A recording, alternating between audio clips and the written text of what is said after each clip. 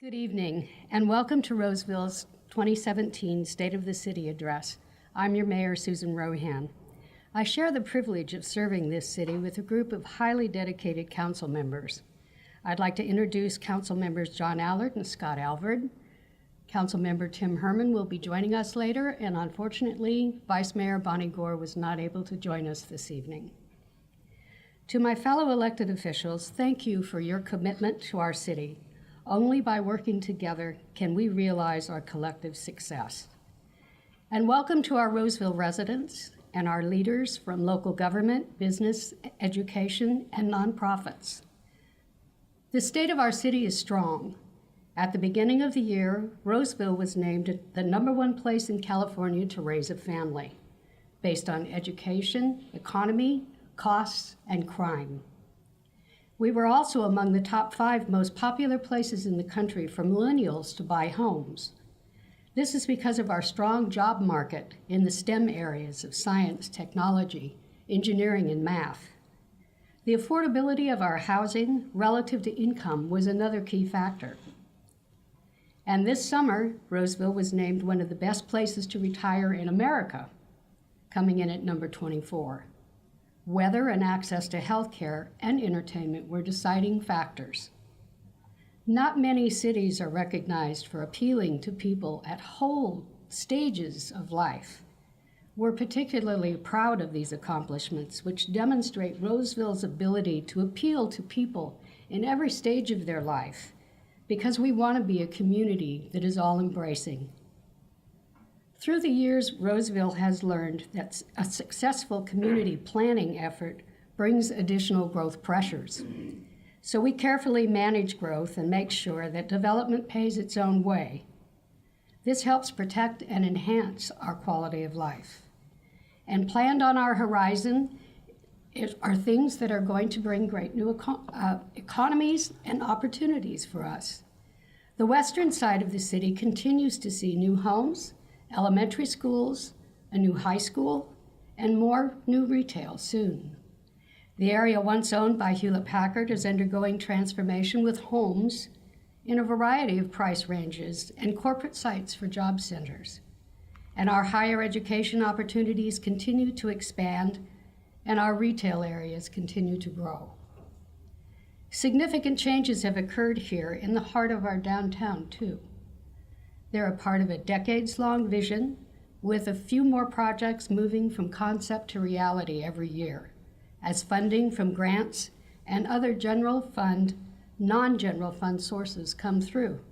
And our community is excited by the private investment and the arrival of Sierra College students in our downtown.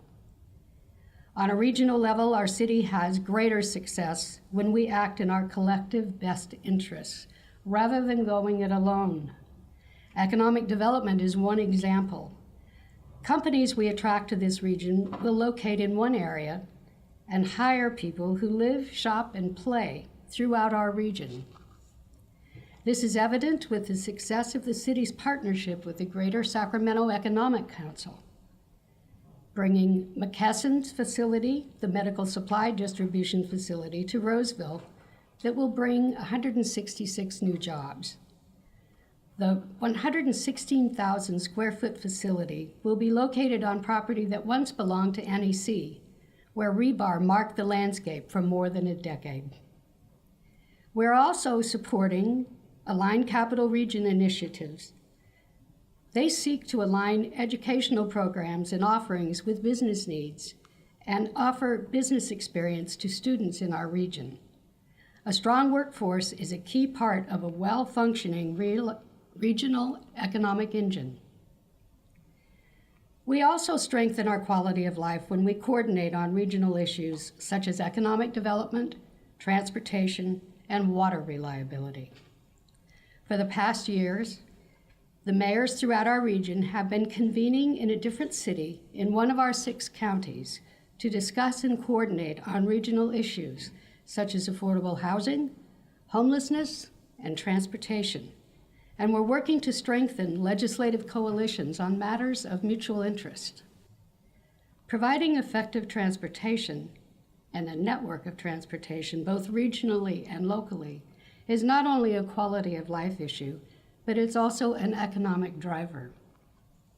It's become more challenging to meet this need for our community because of the state's decision to significantly reduce or eliminate funding to expand construction and roadway capacity improvements that are needed. While some of these costs can be allocated to new development, the majority of the costs will need to come from a new funding source. Residents of Roseville embraced Measure M, which would have provided significant funding to address all modes of transportation in Placer County and in our cities. It also would have opened doors for other funding sources, as we would have been viewed as a self-help county. Unfortunately, this measure, which required a 2/3 vote, narrowly failed last year. Through our regional engagement, we will continue to pursue mechanisms and strategies that can bring transportation funding to Roseville and South Placer, as this is critical for our future. Partnerships with business, educational, and community groups are integral to Roseville's success as a community. We work closely with the Roseville Chamber of Commerce, the Sac Metro Chamber, our school districts and higher education, and the Roseville Coalition of Neighborhood Associations, also known as Arcona, which is celebrating its 20th anniversary this year. And tomorrow, the Sacramento Asian Pacific Chamber of Commerce will bring its regional study mission to Roseville. We will share success stories about downtown redevelopment, higher education partnerships with Sierra College and Warwick University, and the evolution of the grounds, the planned sports complex at the Placer County Fairgrounds being developed by Placer Valley Tourism. Collaboration has become a central theme to our success. We make it a point to regularly meet with our neighboring cities in South Placer to share ideas, streamline processes, coordinate on safety, traffic, and infrastructure issues, and discuss county issues. We are also meeting with Placer County to ensure that new development planned at our city borders will be mitigated.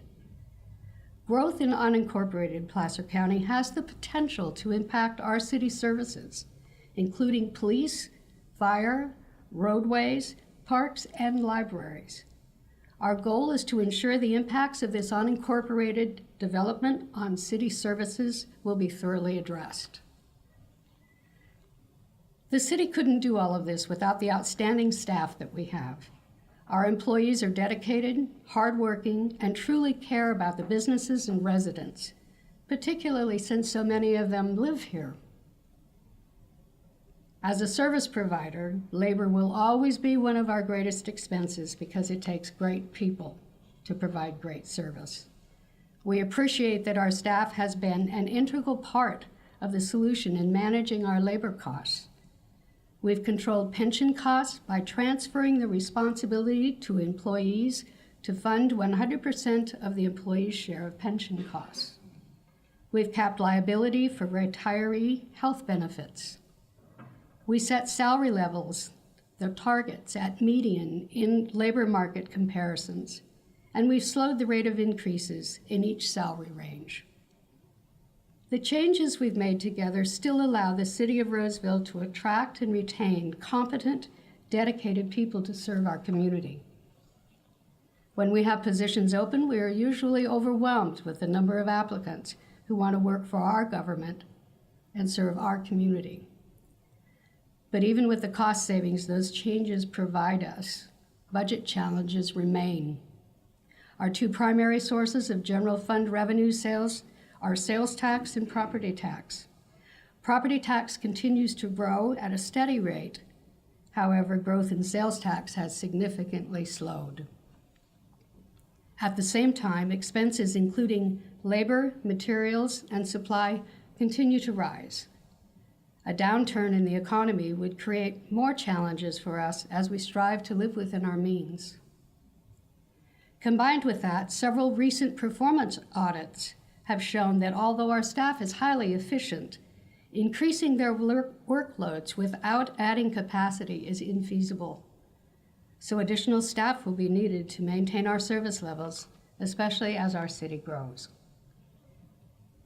We have tough choices in front of us as we are balancing and controlling costs to provide our services. At last year's Council Goals Workshop, the Council directed the staff to engage the community to determine what services the city should be providing and what levels of service should be provided. From a financial perspective, we also need to consider what can we afford. The city embarked on this effort, called Engage Roseville, this summer. We want to know what services you value most, since the city will continue to face challenging budget decisions in years ahead. Engage Roseville includes a community's priority advisory committee of about 20 volunteers.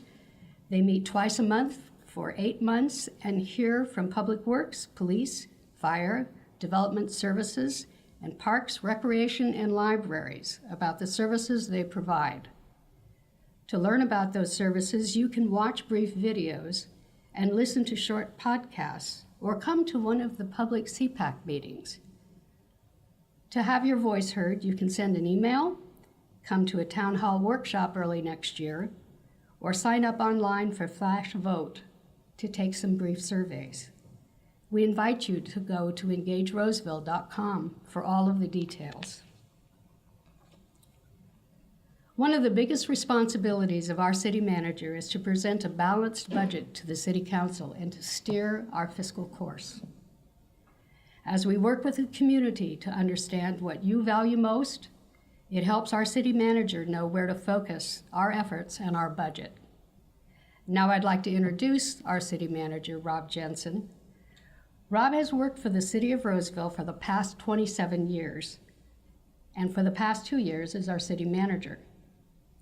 When he was assistant city manager and public works director, he played important roles in the development of the majority of our city. We are so pleased to have Rob running the day-to-day operations of our city. Thank you.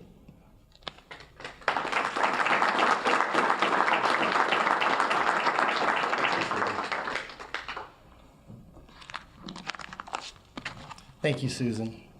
It's my pleasure to serve the city where I've spent the majority of my career and have raised my family. Balanced growth defines the outlook for Roseville's economy this fiscal year.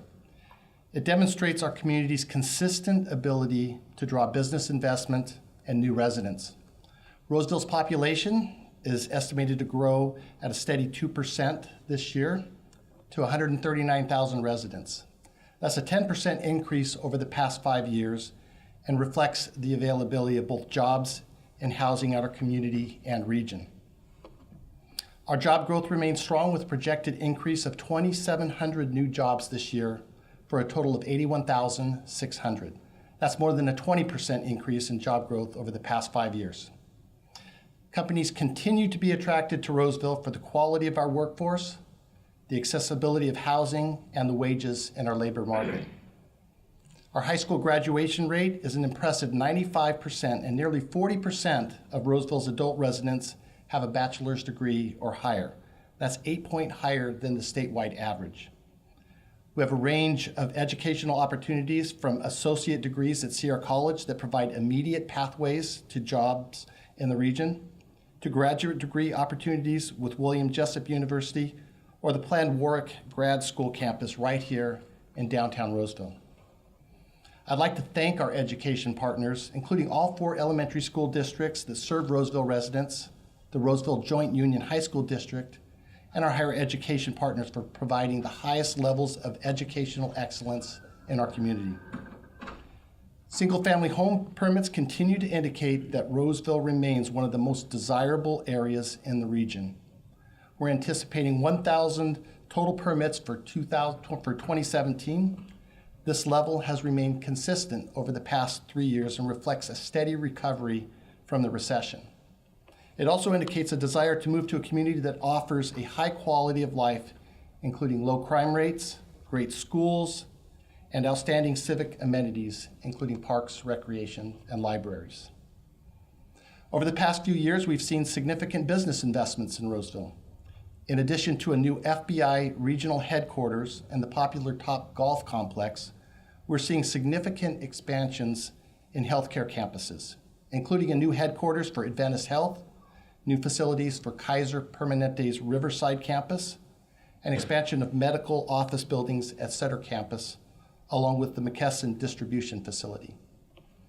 The new animal control facility, which is a joint venture with the SPCA and the City of Roseville, will open early next year, providing a new home for animals in our community and the people who care for them. In total, we expect 12 new commercial construction projects to come online this year, totaling more than 1.2 million square feet of development and over $100 million in capital investment. As I mentioned earlier, Warwick University is adding to the development excitement. This UK-based university is one of the top-ranked research universities worldwide. Warwick plans to open a graduate school campus in the soon-to-be-purchased Fire Station No. 1 facility. We're looking forward not only to the higher education opportunities that they will bring to our region, but also the innovation and links to businesses that they will provide. Their presence downtown, along with Sierra College, both of which line our town square, will provide another layer of vibrancy and excitement to our growing downtown. A balanced economy is a cycle that fuels itself. While there's no one place where the cycle begins or ends, we do know that a great community with excellent schools will attract new residents. Those new residents will comprise a strong workforce that draws employers and new jobs. Ensuring this environment retains its vitality is one of our top priorities as a city. We have seen that a healthy business sector is essential to our quality of life. Visitors and businesses generate sales tax revenue that, when combined with property tax revenue from both large and small businesses, provides significant revenue that funds the services our residents enjoy. It's important to recognize that it costs about $1,800 per household per year to provide the city's general fund services such as public safety, roads and streets, and park, recreation, and libraries. Yet on average, each household contributes about $750 in combined sales and property tax revenues that go to the city. So we rely on about $1,100 in tax revenues generated by businesses and visitors to fill that gap. Diversifying our tax base has been very intentional on our part, and it's been a desire of the City Council over the years, and it's because of this our community has a high level of service that we enjoy. Taking a closer look at our municipal government, I want you to know that our city is in good shape. We're the only full-service city in the capital region, meaning we provide the full range of municipal services, including electricity, water, parks, libraries, public works, police, and fire. We have a general fund budget of $140 million and a citywide budget of nearly $500 million. While our economy is healthy, we're not immune to the challenges faced by cities throughout California. The city of Roseville has experienced the double impact of both slowing revenue growth and an increasing cost structure. The shift to buying things on the internet has resulted in an annual loss of $3 to $4 million in tax revenue. And we expect this deficit to grow by 9 to 10% annually. Also, the change in consumer spending patterns from purchasing products like lawnmowers, which are taxed, to purchasing services like yard maintenance, which is not taxed, compounds the decrease in our sales tax growth. All the while, a constantly changing legislative and regulatory environment continues to add unfunded mandates and significant costs to city operations. The current fiscal year marks the third consecutive year we achieved a break-even budget where operational expenses matched operational revenues. Because expenses are growing faster than revenues, service level reductions were required this fiscal year to achieve a balanced budget. Those reductions included closing the city's libraries and Maidu Indian Museum on Fridays and eliminating vacant positions. As a result of costs outpacing revenue growth, we have deferred maintenance costs and other long-term liabilities. If the city were to maintain its current levels of service while also fully funding its long-term obligations, the general fund budget would realize a $14 million structural deficit each year, resulting in a fiscally unsustainable position moving forward. This is why the council asked us to move forward with the Engage Roseville effort that Mayor Rohan mentioned, to get the community's input on what services they value most. Public safety remains a top priority for the council. This is reflected in this year's budget, which allocated 69% of our sales and property tax revenues directly to police, fire, and medical services. With the current budgetary constraints, our goal is to maximize the value to the community. One example is our police department's social services unit. It has been successful in connecting those needing services with government and nonprofit organizations that provide them. It's a prevention-focused approach that is ultimately less expensive than enforcement. Our fire department is continuing to examine trends to ensure we're meeting the changing needs in our community. Data shows that calls for medical aid have become the majority of the calls to our fire department. As we continue to align expenses with revenues, we must ensure that the limited resources we have are put to the highest and best use. We'll continue to be a data-driven organization as we examine efficient and effective models to meet these changing needs.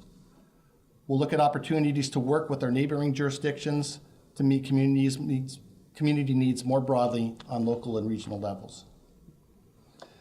When we talk about quality of life, the conversation usually turns to the robust and well-maintained park system. For over 20 years, Roseville has been known statewide for the quality and size of our park system.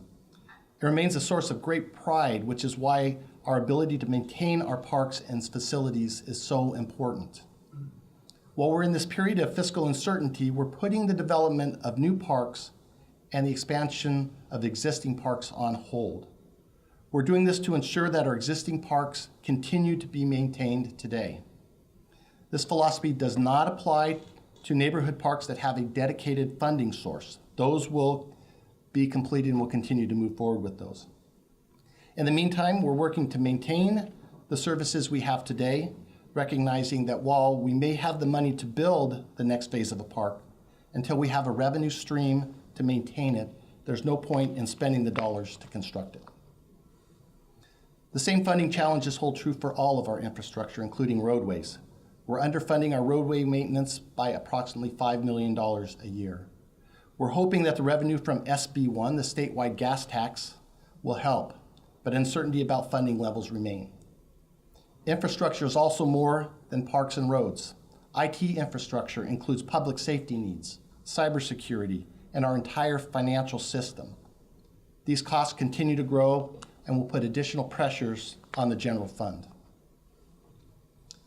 Mayor Rohan touched on some of the regional issues we need to address, including homelessness.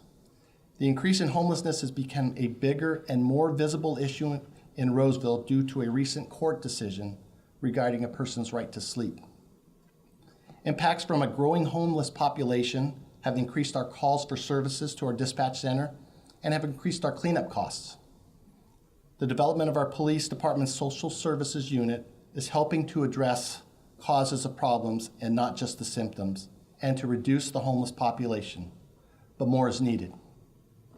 We coordinate with local nonprofits to address the issue. We've partnered with Sutter, and we engage in regional discussions as we continue to address this issue while using general fund dollars.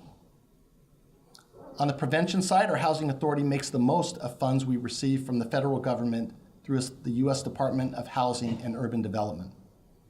The Housing Authority provides safe and clean housing for 663 families through rental assistance from the Housing Choice Voucher program, the city's strongest tool to prevent homelessness in the city. The program brings about $5 million a year to the Roseville economy. That gets recycled through jobs and further investment. It includes focused vouchers for the disabled and veterans who are homeless or at risk of homelessness. For the 14th consecutive year, HUD named our housing authority a high-performing agency, which is the highest rating available. It also gives our housing authority a competitive advantage in its efforts to bring more federal funds to Roseville. Switching gears to our utilities, I'm pleased to report to you that Roseville's utilities are recognized both nationally and statewide for leadership in policy, new technologies, and innovation. Our rainy winter helped us emerge from drought conditions this year, but the issue of water supply reliability remains front and center. New development plays an important role in our water strategy by helping to fund infrastructure that allows us to obtain, share, and store water. Our City Council took a significant step this year with the support of the Sites Reservoir to be developed near Chico. This will further diversify our water portfolio by expanding storage opportunities in wet years. We're also working hard at the state level to ensure that regulations regarding conservation and water efficiency make sense, since a one-size-fits-all approach won't solve our state's water issues. We're aware that the legislature is considering a statewide water tax, and we're developing strategies to oppose such a measure, since it's not the responsibility of our customers to fund water needs that exist in other parts of the state. Changes in the energy industry continue to evolve quickly. Roseville Electric is offering new opportunities and solutions to customers, and is remaining vigilant in a changing legislative and regulatory environment. Last year, Roseville was ranked 9th nationally for having the most solar density in our customer base. We want to innovate to help our customers conserve, be efficient, and have access to new energy technologies. To that end, this next year, Roseville Electric will launch our first community solar project, allowing more solar access to residents who are interested in going green. We've only scratched the surface, but as you can tell, there's a lot happening in our city.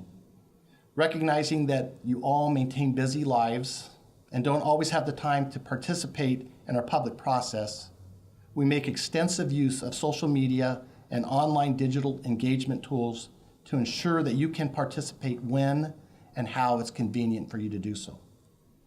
We produce short videos that you can watch and brief podcasts you can listen to. We develop electronic newsletters that we send regularly. We post alerts on Twitter, Facebook, and Nextdoor about a variety of topics.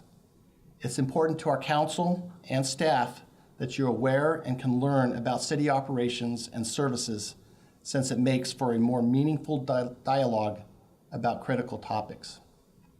We remain committed to delivering high-quality services in a cost-effective manner. It's at the core of what we do. I want to thank you all for joining us today and your attendance. Thank you.